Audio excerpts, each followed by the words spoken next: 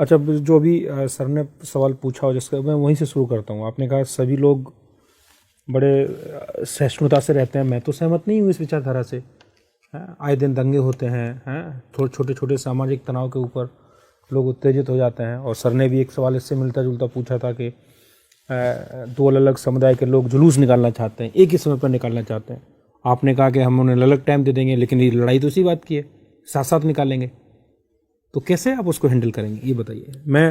मैं आया हूँ, मेरे साथ एक और लोग आए हैं और मेरा टाइम तो वही है, मैं तो नहीं बदलने वाला। बताइए। और आप उनको कहेंगे कि नहीं सब लोग प्यार से रहिए, तो कहने वाली बात है। मैं तो नहीं मानता कि लोग प्यार से रहते हैं। तो कैसे हैंडल करेंगे आप इस सिचुएशन? सर अगर वहाँ की मैं डिस्ट्रिक्ट मैनेजर हूँ तो मेरे पास अथॉरिटी है कि मैं उन दोनों को मना भी कर सकती हूँ जुलूस निकालने के लिए। तो यहाँ पे मैं उन्हें पहले एक प्रपोजल दूंगी कि आप लोग इस टाइम पे निकाल लीजिए जिससे लॉ एंड ऑर्डर मेंटेन रहे। बट अगर वो नहीं एग्री करते हैं तो मैं उन्हें मना भी कर सकती हूँ कि आप दोनों को ही फिर परमिशन नहीं दी जाएगी जुलूस निकालने की। जब आप दोनों लोगों को मना करेंगी तो उसमें से एक जो उसका आयोजक है वो वहाँ के जो विधायक हैं उनका भाई है, वो उस कमेटी का चेयरमैन है और वो बहुत प्रभावशाली है। 70 वर्ष से उसकी सीधी पहुँच है और वो आपके पास भी बैठता है।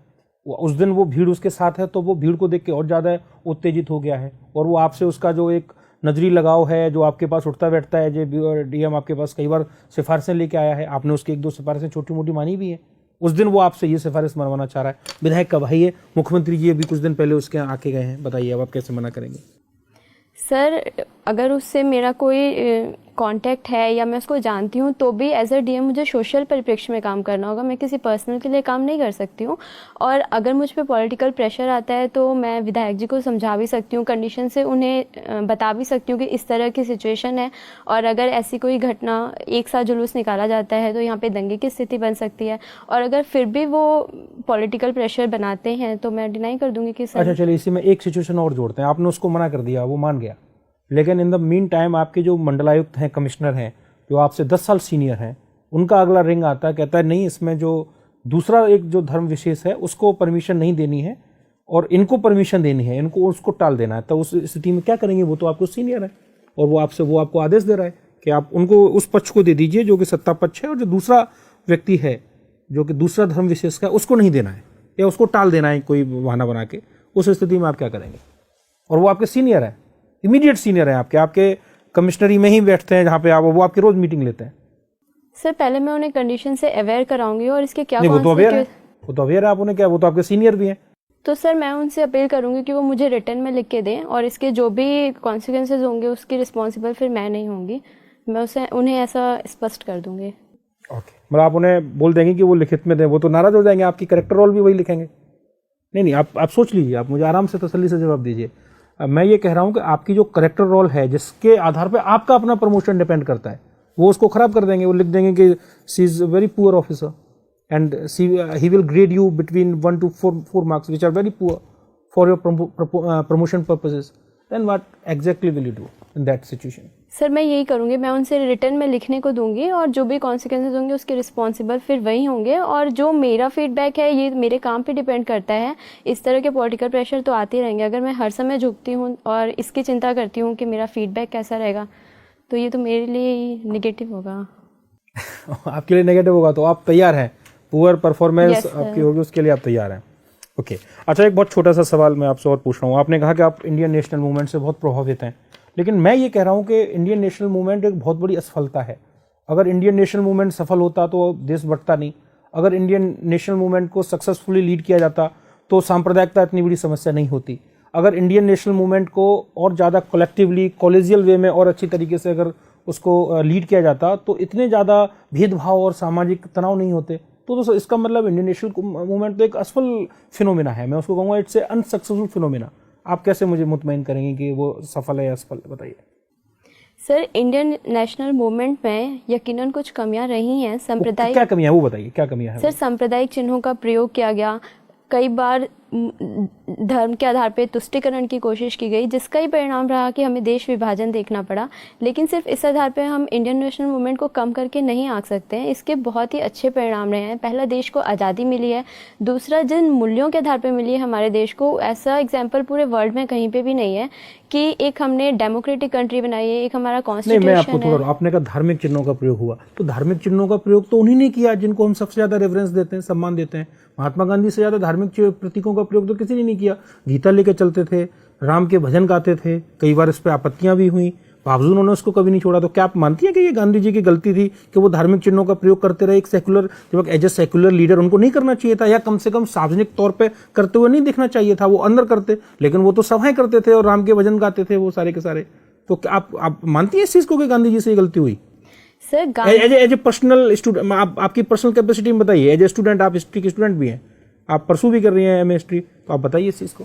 सर, अगर मैं गांधी जी के पर्व से देखूं तो ये उनका पर्सनल ट्रेट था। नहीं, पर्सनल कहाँ था? फिर तो पब्लिक हो गया। वो मंदिर सारे लोगों को करा रहे हैं, पब्लिक उस कैपेसिटी में करा रहे हैं, ये बता दीजिए। सर, उनका इस सही गलत देखने के लिए उनका उद्देश्य देखना होगा। गांधी जी का उद्देश्य मैक्सिमम लोगों को अपनी तरफ करना था, किसी धर्म का साथ नहीं देना था। लेकिन कई बार ऐसा हुआ कि इस कारण से कुछ लोगों ने इसको जातिगत धार्मिक रूप दे दिया। पर गांधी जी हमेशा चाहते थे कि इस आधार पे ज़्यादा से ज़्यादा लोगों को आपस में एकीकृत किया जा सके, ये उनका उद्देश्य था। साक्षी, तुम उत्तर प्रदेश से हो। जी मैम। उत्तर प्रदेश में महिलाओं की स्थिति बहुत अच्छी तो नहीं है, यस। जिसको आपने पेट्रियार्की का नाम दे दिया। पेट्रियार्की क्या हर मामले में गलत होती है? पितृसत्ता क्या हर मामले में गलत है? जी मैम, मुझे लगता है हर मामले में गलत है। जब गॉड ने एक साथ दो जेंडर बनाए हैं तो इक्वलिटी होनी चाहिए हर परिप्रेक्ष्य में। तो पेट्रियार्की का मतलब केवल अनइक्वल सोसाइटी को आप पेट्रियार्की से जोड़ रही हैं? नहीं, पैट्रियार्की की मैं ये मान रही हूँ कि ये देखा जाता है कि जो मेल है वो एसेट है और जो फीमेल है वो लायबिलिटी है। जो मेल है वो ज़्यादा। ये पेट्रियार्की की एक इंटरप्रिटेशन है या पेट्रियार्की अपने आप में ऐसी है? मैम, हमारी सोसाइटी में जब मेल को डोमिनेट कर दिया गया। नहीं, पेट्रियार्की का जो डेफिनेशन है वो क्या है? जी। और पेट्रियार्की और मेट्रियार्की अपने आप में क्या है? पैट्रियार्की पितृसत्ता, जहाँ पे पिता की सत्ता हो, एक मेल की सत्ता हो, यही पैट्रियार्की है। वो आपको लगता है हर मामले में गलत होता है? Yes ma'am. अच्छा, आपने हिस्ट्री की पढ़ाई की है। जी ma'am. Doctor B R Ambedkar को चैलेंज करने के लिए डॉक्टर बी आर अम्बेडकर को किसी ने चैलेंज किया था संविधान जब बन रहा था? तो सॉरी मैम, इसके बारे में मुझे रिकॉल नहीं है। अच्छा, ठीक है। साक्षी, ये बताइए, आप हमारा जो प्रियम्बल है 42nd कॉन्स्टिट्यूशनल अमेंडमेंट एक्ट 1976 के अंतर्गत उस पर 3 वर्ड जोड़े गए थे, वो क्या थे? पंथ निरपेक्षता, लोकतंत्र, गणराज्य। मुझे ये बताइए कि इसके पीछे उद्देश्य क्या था? क्या जोड़ने के बाद ही भारत सेकुलर हुआ, सोशलिस्ट हुआ, या उसके पहले भी था? मुझे ये बताइए कि उसको जोड़ने की उस समय तात्कालिक कारण क्या था, क्यों जोड़ा गया? सर, भारत तो हमेशा से ही एक पंथ निरपेक्ष रहा है, लेकिन उसको जोड़ के एक संवैधानिक रूप दे दिया गया कि हम अपने डॉक्यूमेंट्स के माध्यम से दिखाना चाहते हैं कि भारत एक पंथ निरपेक्ष देश है। इसका कोई धर्म नहीं है, लेकिन ये हर धर्म के साथ इक्वलिटी के साथ बिहेव करता है। उसको एक डॉक्यूमेंट्री स्वरूप दे दिया गया जोड़ने से। अच्छा, ठीक है। अच्छा, आप मुझे ये बताइए कि नक्सलिज्म एक विचारधारा है। जी सर। ये अभी जो चल रहा है भारत में, इसके पीछे की विचारधारा कौन सी है? वो किससे इन्फ्लुएंस विचारधारा है नक्सलिज्म? सर, नक्सलवाद की प्रॉब्लम एक ऐतिहासिक है, कम्युनिस्ट पार्टी ऑफ इंडिया से है, जो कि माओवाद की विचारधारा से प्रभावित थे। और कम्युनिस्ट पार्टी ऑफ इंडिया में कुछ लोग सत्ता में आते हुए अपने उद्देश्यों की पूर्ति करना चाहते थे, तो उसी में एक दल था जो इससे सहमत नहीं था और उन्होंने अलग होकर नक्सलवाद का गठन किया। और ये प्रॉब्लम हमारे देश में जहाँ जहाँ देखी जा रही है, उसके पीछे पावर्टी, अनएम्प्लॉयमेंट, ये मुख्यतः रीज़न रहे हैं। जो मेन स्ट्रीम पॉलिटिकल पार्टी है कम्युनिस्ट पार्टी ऑफ इंडिया, जी सर, और जो नक्सल मूवमेंट चल रहा है, दोनों में क्या अंतर है? Sir, communist party of India एक वैधानिक रूप से अपने उद्देश्यों की मांग करती है, पूर्ति करती है, लेकिन नक्सलवाद हिंसा का सहारा लेता है और एक नॉन स्टेट एक्टर है। दोनों के पीछे की जो एक विचारधारा है वो एक ही है, कॉमन है, आप कह रही हैं, लेकिन एक लोकतांत्रिक तरीके से है, एक गैर लोकतांत्रिक तरीके से। जी सर। ठीक है, मेरा अंतिम प्रश्न आपसे है, बेटी बचाओ बेटी पढ़ाओ अभियान के बारे में सुना होगा आपने। यस। इसका एक मेन फोकस है कि जो PNDT एक्ट है हमारा, उसके प्रोविजंस को इफेक्टिवली इम्प्लीमेंट करना। इसके बावजूद जिन डिस्ट्रिक्ट्स में इनको चलाया गया है, जो एक रिपोर्ट है, इंडिपेंडेंट रिपोर्ट है, अभी सेक्स रेशियो अभी भी वहाँ स्क्यूड है, कुछ भी क्वालिटेटिव चेंजेस नहीं आया। तो क्या किस तरह की चुनौतियाँ हैं, क्यों ऐसा क्यों? जैसे एक हमने टारगेट सेट किया और उस टारगेट तक पहुँचने के लिए एक प्रोसीजर डिफाइन किया, फिर भी हम वहाँ तक पहुँच नहीं पा रहे हैं उस लिमिटेड टाइम लाइन को ध्यान में रखते हुए, क्या कारण है? सर, इसका कई परिप्रेक्ष्य में आंसर देना चाहूँगी। पहले जो PCP-NDT एक्ट है वो सही तरीके से इम्प्लीमेंट नहीं हो पा रहा है, उसमें जितनी रिक्वायरमेंट स्टाफ और फंड की फैसिलिटीज़ है वो नहीं दी गई है, जिसकी वजह से आज भी हर जगह पे देखा जाए अगर किसी को एबॉर्शन कराना है तो वो कुछ पैसे दे के करा लेता है। दूसरी बात ये है कि हमारी सोसाइटी का जो माइंडसेट बना हुआ है कि लड़की एक लाइबिलिटी है और अगर इसका जन्म होता है तो हमें डावरी कलेक्ट करनी पड़ेगी, इसकी सेफ्टी की प्रॉब्लम होगी, तो वो लड़कियों को जन्म नहीं देना चाहते हैं। और एक और मुझे रीज़न दिखता है कि आजकल संपन्न परिवारों में 1 बच्चे या 2 बच्चे की पॉलिसी देखी गई है। अगर उन्हें पहला लड़का हो जाता है तो फिर वो आगे बच्चे नहीं पैदा करते हैं, जिसकी वजह से भी सेक्स रेशियो पे फ़र्क दिखता है।